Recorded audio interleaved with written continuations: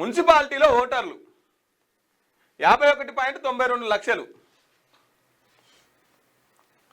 Final voter list విడుదల చేసిన state election commission.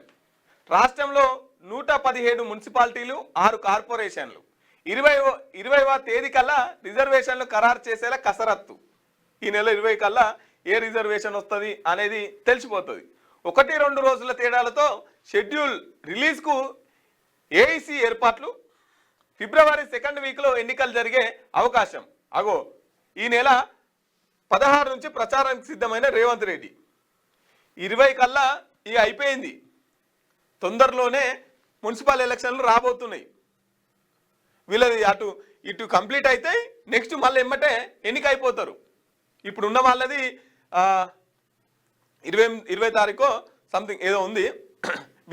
ఇప్పుడు వీళ్ళ పదవి కాలం ముగియగానే మళ్ళీ వెంటనే ఎలక్షన్లు జరిగే అవకాశం ఉన్నది. 20 తారీఖు నాడు రిజర్వేషన్లు తేలిపోతుంది. ఏ డివిజన్కు ఏ రిజర్వేషన్ అనేది. ఇక ఫిబ్రవరి 2వ వారంలోనే ఎలక్షన్స్ వచ్చే అవకాశం ఉందట. ఆల్రెడీ ముఖ్యమంత్రి రేవంత్ రెడ్డి గారు 16 తారీఖు నాడు ప్రచారమే చేస్తున్నారు. ఇక 20 తారీఖు నాడు రిజర్వేషన్ వచ్చిందంటే 2-3 రోజులలో అభ్యర్థులు ఖరారు అయిపోతారు. కథం ప్రచారం స్టార్ట్. ఇక సో 16 నుంచి ప్రచారానికి రేవంత్ రెడ్డి బయలుదేరుతున్నాడంట.